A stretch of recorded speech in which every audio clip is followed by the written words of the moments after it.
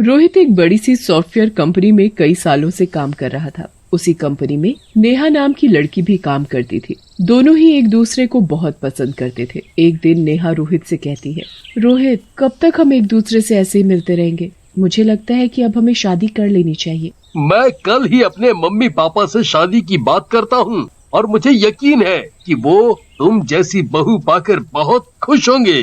रोहित, मैं तुमसे बहुत प्यार करती हूँ और अगर तुम्हारे मम्मी पापा ने मुझे पसंद नहीं किया और तुम्हारी शादी मुझसे नहीं कराई तो देखना, मैं अपनी जान दे दूंगी। रोहित नेहा की बात सुनकर जोर जोर से हंसने लगता है और बोलता है, तुम सच में मुझसे इतना ज्यादा प्यार करती हो? हाँ, सच में। और अगर गलती से भी तुमने मुझसे शादी करने से इनकार कर दिया तो मैं सच में अपनी जान दे दूंगी और देखना, भूत बनकर तुम्हें सताऊंगी। रोहित हंसते हुए नेहा से बोलता है, अरे बाप रे, आज मालूम हो गया कि तुम मुझसे कितना प्यार करती हो।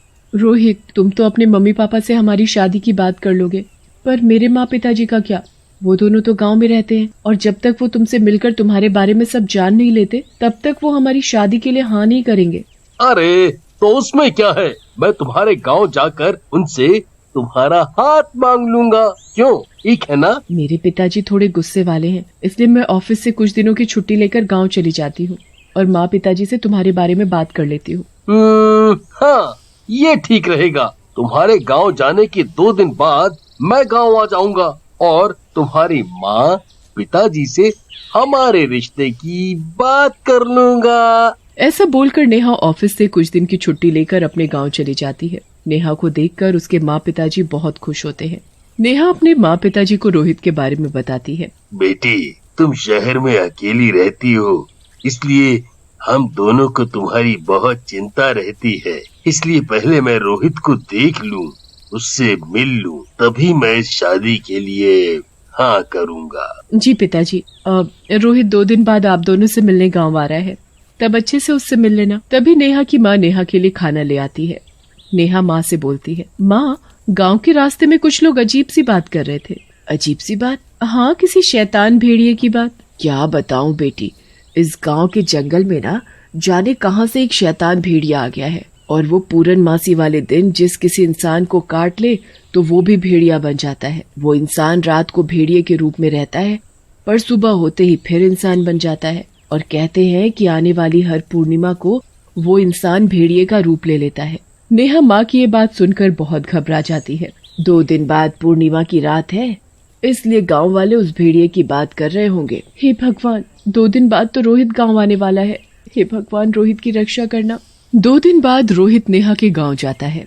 गांव पहुंचते हुए उसे काफी रात हो जाती है और रोहित जंगल में अपना रास्ता भटक जाता है कि तभी जंगल में से उसे भेड़िए के जोर जोर से चिल्लाने की आवाजें आने लगती है। रोहित बहुत डर जाता है कि तभी सामने से एक भेड़िया आता दिखाई देता है। भेड़िए को देखकर रोहित के होश उड़ जाते हैं और वो भेड़िया रोहित को काट लेता है। भेड़िए के काटते ही रोहित भी कुछ ही देर में एक भेड़िया बन जाता है और जोर जोर से डरावनी आवाजें निकालकर रोने लगता है। जैसे ही सुबह होती है, रोहित फिर से पहले जैसा हो जाता है और रोहित गांव की तरफ भागते हुए जाता है और वहां खड़े लोगों से नेहा के घर का पता पूछते हुए नेहा के घर पहुंचता है। रोहित, तुम इतने घबराए हुए क्यों लग रहे हो? सब ठीक तो है ना रोहित? पता है रोहित, मैं बहुत डर गई थी कि कहीं वो शैतान भेड़िया तुम्हें काट ना ले। रोहित घबराते हुए बोलता है। शैतान भेड़िया? नेहा रोहित को भेड़िए वाली सारी बात बताती है। रोहित भेड़िए की बात सुनकर बहुत डर जाता है और सोचता है, हे भगवान, ये क्या हो गया?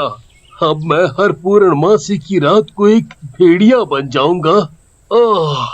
अगर मैंने कल रात वाली बात नेहा को बताई तो नेहा के माँ पिताजी तो क्या, नेहा खुद मुझसे शादी करने के लिए इनकार कर देगी। अब करूं तो क्या करूं? तभी वहाँ नेहा के पिताजी आ जाते हैं और बोलते हैं, नेहा बेटी, सारी बातें बाहर ही करोगी या रोहित को अंदर बुलाकर चाय नाश्ता भी कराओगी? फिर नेहा के पिताजी चाय पीते पीते रोहित से बात करते हैं और कुछ ही देर बाद बोलते हैं, नेहा बेटी, मुझे रोहित पसंद है। फिर अगले ही दिन दोनों खुशी खुशी शहर के लिए निकल जाते हैं। शहर पहुंचते ही रोहित नेहा को भेड़िए वाली बात बताता है। नेहा, पूर्णमासी की रात मुझे जंगल में भेड़िए ने काट लिया था और मैं भी एक भेड़िया बन गया था और तुमने बताया कि वो भेड़िया जिस किसी को भी पूर्णमासी की रात को काट लेता है वो आने वाली हर पूर्णिमा को भेड़िया बन जाता है। अब तुम बताओ कि ये सब जानने के बाद तुम मुझसे शादी करोगी? हे भगवान, जिसका डर था वही हो गया। पर रोहित, मैंने तुमसे पहले भी कहा था कि मैं तुमसे बहुत प्यार करती हूँ और चाहे कुछ भी हो जाए शादी तो तुमसे ही करूंगी। और वैसे भी पूर्णमासी महीने में सिर्फ एक बार ही आती है, तो उस रात में तुम्हें कमरे में बंद कर दिया करूंगी। फिर ऐसे ही हंसते प्यार करते कुछ दिन बीत जाते हैं। एक दिन नेहा को ऑफिस में काम करते करते काफी देर हो जाती है कि तभी रोहित नेहा के पास आता है और नेहा से बोलता है, नेहा, कितना काम करोगी? टाइम देखा है, रात के 11 बज रहे हैं। घर नहीं जाना क्या? बस रोहित, 5 मिनट और। फिर काम खत्म करके दोनों ऑफिस से बाहर आते हैं। रोहित नेहा को अपनी कार में बिठाकर उसे घर छोड़ने के लिए जाता है कि तभी नेहा को याद आता है कि आज तो पूर्णमासी है। नेहा रोहित से बोलती है, रोहित, मैं तो भूल ही गई थी कि आज तो पूर्णमासी है। रोहित घबराते हुए बोलता है, हे भगवान, अब तो आधी रात भी होने वाली है। रोहित कार रोकता है और कुछ ही देर में उसके चेहरे का रंग बदलने लगता है। उसके बड़े बड़े दांत निकलने लगते हैं और वो धीरे धीरे भेड़िए के रूप में बदलने लगता है। रोहित कार से बाहर निकल आता है और नेहा से बोलता है, नेहा, मेरा अपने ऊपर काबू नहीं है, इसलिए कुछ भी हो जाए तुम कार से बाहर मत निकलना। रोहित जोर जोर से चिल्लाने लगता है। रोहित की आवाज सुनकर नेहा से रहा नहीं जाता और वो कार से बाहर निकल आती है। रोहित पूरी तरह से भेड़िए के रूप में आ जाता है और नेहा को देखकर बोलता है,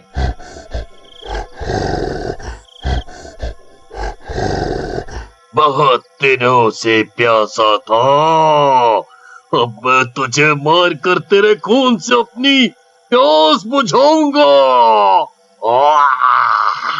अरे अरे रोहित, मैं तो तुम्हारी नेहा हूँ ना, फिर तुम मेरा खून कैसे पी सकते हो? और कुछ दिनों बाद तो हम दोनों शादी करने वाले हैं, फिर तुम मुझे कैसे मार सकते हो? भेड़िया नेहा की एक भी बात नहीं सुनता और उसे मारकर उसका खून पी जाता है और फिर डरावनी डरावनी आवाजें निकालने लगता है। कुछ देर में सुबह हो जाती है। रोहित अब अपने रूप में आ जाता है और नेहा को मरा हुआ देखकर बहुत घबरा जाता है।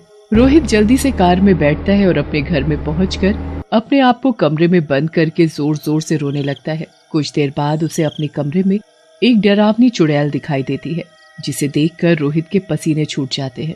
हे भगवान, अब ये डरावनी चुड़ैल कहाँ से आ गई? रोहित, मैं तुम्हारी नेहा हूँ। रोहित, हम दोनों तो शादी करने वाले थे ना, फिर तुमने मुझे क्यों मार दिया? मैं तुमसे बहुत प्यार करती हूँ, तुम मुझसे शादी कर लो रोहित। हे भगवान, ये मुझसे क्या हो गया? नेहा तो चुड़ैल बन गई और अब ये मुझे नहीं छोड़ेगी। कुछ दिन हो जाते हैं। नेहा चुड़ैल के रूप में रोज रोहित को दिखाई देती थी और उससे शादी करने के लिए बोलती थी, जिस वजह से रोहित बहुत परेशान रहने लगा। एक दिन परेशान होकर रोहित एक तांत्रिक बाबा के पास जाता है और उसे सारी बात बताता है। तांत्रिक बाबा ध्यान लगाते हैं और फिर रोहित से बोलते हैं, नेहा तुमसे बहुत प्यार करती थी और उसकी एक ही इच्छा थी और वो इच्छा थी तुमसे शादी करना, और जब तक तुम उससे शादी नहीं कर लेते वो ऐसे ही चुड़ैल बनकर भटकती रहेगी। बाबा, अब मैं क्या करूं? मेरी तो कुछ समझ नहीं आ रहा। बाबा, अब आप ही मेरी कुछ मदद कर सकते हो। बाबा, कुछ ऐसा करो जिससे कि मुझे चुड़ैल और भेड़िए के कांटे से मुक्ति मिल जाए और मैं फिर कभी भेड़िया ना बन सकूं। इसके लिए हमें पूर्णमासी का इंतजार करना होगा। कुछ दिन बाद पूर्णमासी आती है और रोहित तांत्रिक बाबा के पास जाता है। बाबा अपनी शक्ति से चुड़ैल को वहाँ बुला लेता है और जैसे ही आधी रात होती है, रोहित का शरीर भेड़िए के रूप में बदलने लगता है। रोहित चुड़ैल से बोलता है, नेहा, मेरा शरीर भेड़िए के रूप में बदल रहा है, क्या तुम अब भी मुझसे शादी करने के लिए तैयार हो? मुझे बस तुमसे शादी करनी है। फिर तांत्रिक बाबा मंत्र पढ़ते हैं और चुड़ैल की शादी भेड़िए से करा देते हैं। जैसे ही शादी हो जाती है, चुड़ैल को मुक्ति मिल जाती है और वो हमेशा के लिए वहाँ से चली जाती है। पर तांत्रिक बाबा जोर जोर से मंत्र पढ़ते रहते हैं और कुछ ही देर में रोहित भी अपने सामान्य रूप में आ जाता है। रोहित बाबा से बोलता है, बाबा, अभी तो सुबह भी नहीं हुई है, फिर मेरा शरीर भेड़िए के रूप से ठीक कैसे हो गया? मेरे मंत्रों की शक्ति ने तुम्हें उस भेड़िए के कांटे से मुक्त कर दिया है और अब तुम कभी भी भेड़िए के रूप में नहीं आओगे। रोहित बहुत खुश होता है और तांत्रिक बाबा का धन्यवाद करता है।